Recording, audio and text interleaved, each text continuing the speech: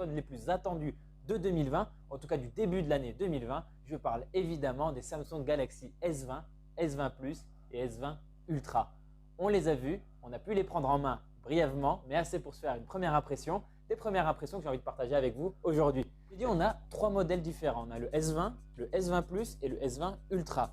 Le S20 Ultra, comme son nom le laisse entendre, c'est le ultra haut de gamme de Samsung et on va revenir dessus un petit peu plus tard dans cette vidéo. D'abord, j'aimerais vous parler des S20 et S20 Plus qui sont, pour le résumer assez simplement, les évolutions naturelles des S10 de l'année dernière. La première chose que l'on remarque, c'est que le trou dans l'écran à l'avant pour loger le capteur photo, il n'est plus dans un angle comme c'était le cas sur les Galaxy S10, mais il est bien centré en haut de l'écran comme sur la Galaxy Note 10 et ça laisse plus d'espace à l'affichage. Le deuxième point important, il concerne le module photo à l'arrière. Celui-là, il est plus centré, il n'est plus à l'horizontale, mais il passe dans le coin supérieur gauche et il est maintenant à la verticale. Le troisième petit changement important à noter, c'est la prise jack. C'est la première fois dans l'histoire des Galaxy S qu'elle n'est plus là. Alors, elle n'était déjà plus là dans les Galaxy Note, donc ce n'est pas vraiment une surprise, mais bon, quand même, il fallait le souligner. Et enfin, pour le quatrième point, il m'a semblé que l'incurvation des écrans sur les Galaxy S20 était moins importante que sur les Galaxy S10. C'est juste une impression personnelle, mais si elle se confirme, eh bien, ce sera assez intéressant parce qu'il y a quand même encore beaucoup de gens aujourd'hui sur les S10 qui ont tendance à appuyer un petit peu par mégarde sans faire exprès sur une partie de l'interface parce que justement, l'écran est incurvé, du coup, avec une partie de leur pouce. Ils appuient sur un truc qu'ils ne voulaient pas. Et sur la prise en main, sur le confort de la prise en main, j'ai trouvé que c'était vraiment agréable et en même temps, qu'est-ce que vous voulez que je dise? Sur le haut de gamme Samsung, ça fait quand même assez longtemps qu'on est habitué à des produits assez bien finis. Et là, les Galaxy S20, ils ne font pas exception à la règle. Du coup, oui, surtout le S20 qui est petit, assez agréable, assez léger. Lui, j'ai vraiment bien aimé en main. Et maintenant, j'aimerais un peu vous parler des écrans des Galaxy S20 et S20 Plus. On est sur des diagonales de 6,2 pouces et de 6,7 pouces. À chaque fois en AMOLED, on est chez Samsung. Mais surtout, on est sur du 120 Hz. 120 Hz, ça veut dire quoi? Ça veut tout simplement dire que le smartphone affiche 120 images par seconde à l'écran. Et ça donne une réactivité particulière quand on utilise l'appareil. Mais évidemment, comme ça consomme de la batterie, vous pouvez descendre à 60 Hz, qui est plus classique. Et en plus de ça, le retour tactile de ces écrans, il est calibré à 240 Hz pour avoir une réactivité encore plus grande au pouce. Et ça, c'est hyper intéressant. Et pour être honnête avec vous, pour tout vous avouer, entre vous et moi, quand j'ai eu le S20 entre les mains, à 120 Hz, avec cette calibration à 240 Hz, j'ai eu l'impression que le smartphone y allait plus vite que moi. Et j'ai failli oublier, à chaque fois sur le S20 et le S20 Plus, on a une définition qui monte jusqu'à du Quad HD+. Du coup ici, même sur le S20, Samsung n'a pas fait de concession. Maintenant, on peut parler de la photo. Sur le Galaxy S20 d'abord, avec un triple capteur photo, un capteur principal de 12 mégapixels, un capteur de 64 mégapixels qui permet de faire des images plus détaillées, qui permet aussi de faire des zooms et de filmer en 8K. Et enfin, un ultra grand angle de 12 mégapixels.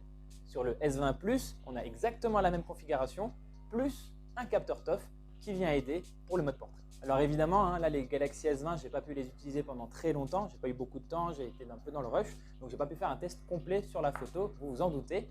Tout ce que je peux vous dire pour l'instant, c'est que ça a l'air excellent, mais est-ce que je vous apprends quelque chose? Je ne pense pas, on est sur des smartphones premium après tout. Ce dont je peux vous parler, c'est un petit peu des fonctionnalités photo qui ont été présentées parce qu'il y en a quelques-unes qui sont intéressantes. La première fonctionnalité dont j'ai envie de vous parler, elle s'appelle Single Take. C'est celle qui est le plus mise en avant par Samsung et en même temps, ça c'est normal, c'est la plus intéressante. Single Take, qu'est-ce que c'est? Tout simplement, vous prenez votre Galaxy S20, vous enregistrez une vidéo de 10 secondes, vous arrêtez l'enregistrement et là, l'algorithme du smartphone, il va voir que dans la vidéo, il y a ça qui est intéressant à prendre en photo parce que là, il avait un visage, il va faire un mode portrait. Là, il avait un paysage, il va faire un ultra grand angle.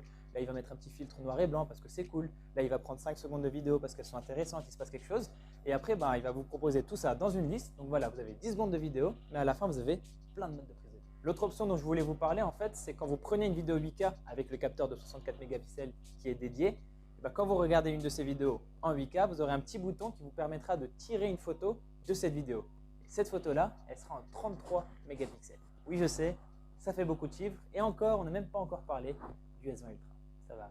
D'ailleurs, le S20 Ultra, on en parle? Oui, on en parle. Le S20 Ultra, qu'est-ce qui change? Tout d'abord, l'écran. On est toujours sur de la AMOLED, on est toujours sur du Quad HD+, on a toujours ce petit trou dans l'écran pour le capteur frontal, mais on a une diagonale de 6,9 pouces. 6,9 pouces. C'est presque 7 pouces. C'est énorme. Je ne sais pas si vous vous rendez compte, mais c'est énorme. Par contre, attention, à 6,9 pouces, ça ne le rend pas non plus gargantuesque le smartphone. Alors oui, il est grand, il est même très grand, mais ça ne m'a pas paru non plus extrêmement choquant, en plus avec les tendances qu'on a aujourd'hui vers les grands téléphones. Par contre, il m'a paru bien lourd. Avec 220 grammes, il a le même poids qu'un iPhone 11 Pro Max. C'est plus lourd qu'un Galaxy Note 10 Plus. Donc ouais, dans la main, c'est lourd. Mais ce qui choque le plus, ce n'est pas le poids du Galaxy S20 Ultra, c'est plutôt son énorme module photo à l'arrière. Je sais, hein, ici dans les commentaires ou sur Internet globalement, beaucoup de gens se sont moqués des derniers iPhones avec leur très gros module photo. Mais ici, le Galaxy S20 Ultra, il fait à peu près la même chose, voire encore plus gros. On a un énorme pavé rectangulaire qui dépasse en plus assez franchement du smartphone. Mais en contrepartie, on a a priori un excellent appareil photo. Sur le Galaxy S20 Ultra, on a donc un capteur principal de 108 mégapixels qui sert aussi à filmer en 8K. On a un ultra grand angle de 12 mégapixels. On a aussi un capteur TOF pour le mode portrait. Et enfin, le plus intéressant, on a un capteur de 48 mégapixels qui est capable de zoomer jusqu'à x100.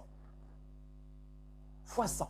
Alors ici, il faut savoir que le capteur de 48 mégapixels, selon Samsung, il peut zoomer jusqu'à x10 sans perte. Pourquoi? Parce qu'en fait, il va aller chercher les informations du capteur principal de 108 mégapixels. Par contre, pour aller jusqu'à un zoom x100, là, c'est purement numérique. Et du coup, forcément, il y a de la perte d'informations. Mais je vous assure, en vrai, devant moi, c'était hyper impressionnant. En plus, sur cette fonctionnalité, Samsung a une idée très simple, mais parfaite, très intelligente. Quand vous êtes sur le zoom x100, vous avez un petit aperçu qui s'affiche dans le coin de l'écran pour vous situer où vous êtes dans la scène. Voilà les choses importantes qu'il fallait savoir sur ces trois modèles.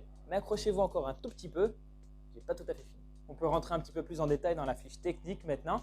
Sur le S20, le S20 Plus et le S20 Ultra, on a un Exynos 990 seulement en Europe.